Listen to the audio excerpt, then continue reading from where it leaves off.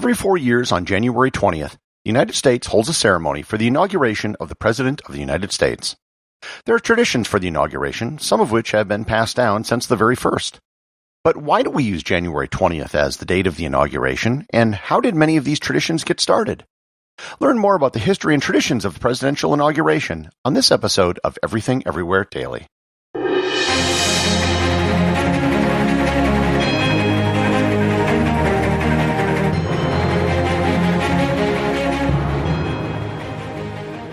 This episode is sponsored by CuriosityStream.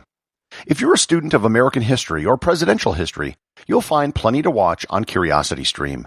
They have shows on the War of 1812, the Cold War, the Great Depression, the Civil War, and many of the cultural transformations of American society.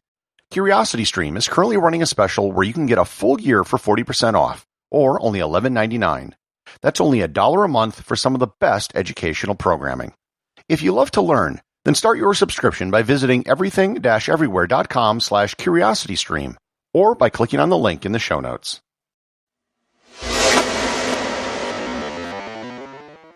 Inauguration Day is the day the President of the United States takes the oath of office and begins a new presidential term. Because it's so short, I'll read the oath of office for you right now.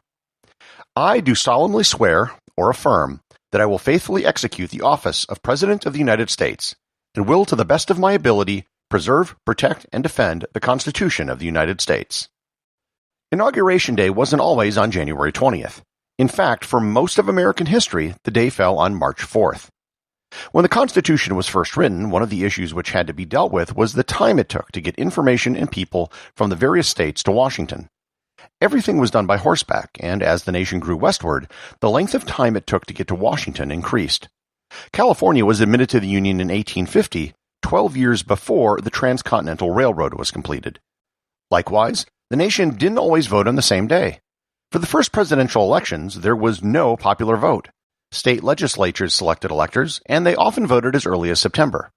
So the March 4th date was to give ample time between the Electoral College voting and for the incoming president to assemble a cabinet and get everyone to Washington. The first presidential inauguration didn't actually take place on March 4th, however. Due to a bad winter, Washington's first inauguration took place on April 30th, 1789 in New York City. It was held on the balcony of Federal Hall on Wall Street. You can visit the Federal Hall National Monument today, however, it isn't the same building and there's no longer a balcony. There are several traditions that started with George Washington. The first was putting his hand on a Bible when taking the oath of office. The Bible which was used was taken from the St. John's, Lodge No. 1 of the ancient York Masons. The Bible was randomly opened to a page which turned out to be Genesis 47, which says, quote, "Zebulun shall dwell at the haven of the sea, and he shall be a haven of ships, and his border shall be unto Zidon." The passage was totally random and has no meaning whatsoever dealing with the presidency. The same Washington Bible has been used in the inaugurations of several other presidents.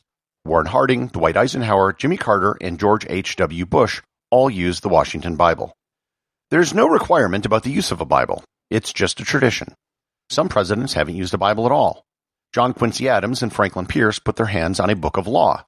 Theodore Roosevelt, having taken the oath after the death of William McKinley, didn't put his hand on anything. Lyndon Johnson put his hand on a Catholic missal because that's all they could find on Air Force One and they didn't want to waste time looking for a Bible. Franklin Pierce is the only president to use the words affirm rather than swear when taking the presidential oath. Washington also ad-libbed the phrase, "So help me God," at the end of the oath, and then kissed the Bible, both of which have been done by subsequent presidents. There have been several cases of presidents flubbing the oath. In 1909, William Howard Taft repeated the oath incorrectly as given by the Chief Justice. In 1929, Taft, this time acting as the Chief Justice, did the same thing to Herbert Hoover when he said, "Preserve, maintain, and defend the Constitution," instead of "Preserve, protect, and defend the Constitution." Hoover did not retake the oath.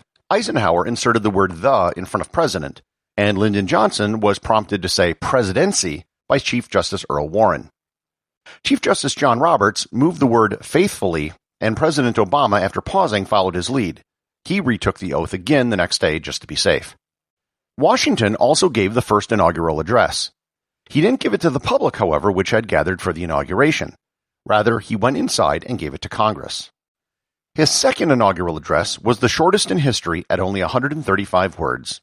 This time, he took the oath of office in Philadelphia. The longest inaugural address in history was given by William Henry Harrison, who gave a marathon 1 hour 45-minute speech, which was 8,445 words long. To put that in perspective, the scripts I create for this podcast are usually between 1,000 and 2,500 words long. No president who ascended to the office after the death or resignation of a predecessor has ever given an inaugural address, but they all have addressed Congress soon after. John Adams became the first president to have the oath administered by the Chief Justice of the Supreme Court. This, too, is not required by law, and technically anyone can administer the oath of office. There have been several oaths that have been administered since then by someone other than the Chief Justice. Usually upon the death of a president, they try to get anyone who is a judge.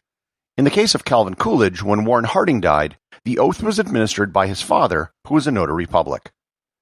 The change in the inauguration date occurred with the 20th Amendment, which was known as the Lame Duck Amendment. Prior to this, both the Congress and the President were inaugurated on the same date, March 4th. The first president to be inaugurated on January 20th was Franklin Roosevelt during his second inauguration in 1937. Needless to say, inauguration suddenly got a lot colder. The warmest January 20th inauguration was Ronald Reagan's first inauguration, when the temperature was 55 degrees Fahrenheit or 13 Celsius. The coldest inauguration was Reagan's second, when the temperature was 7 degrees Fahrenheit or minus 14 degrees Celsius. There have been other traditions that have started in the 20th century. In 1921, Warren Harding traveled to the Capitol for the first time in an automobile. The first televised inauguration was Harry Truman in 1949. Since 1953, Congress has hosted a luncheon for the incoming president. In 1965, Lady Bird Johnson held the Bible, becoming the First Lady to have an active role in the inauguration.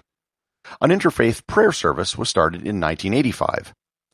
One tradition which never got off the ground was adopted by Andrew Jackson.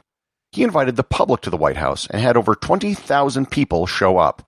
There were so many people, Jackson had to flee the White House through a window.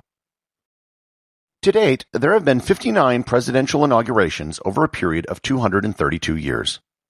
Every inauguration is different, but they all share common traditions that have tied them together throughout American history. Executive producer of Everything Everywhere Daily is James Makala. The associate producer is Thor Thompson. Remember to leave a 5-star review to get your review read on the show. They can be left at Apple Podcasts, Podcast Republic, or wherever you listen to the show. Also, you can help support the show over at Patreon.com. Patrons can get merchandise like t-shirts and hoodies, as well as having direct access to provide suggestions for future episodes.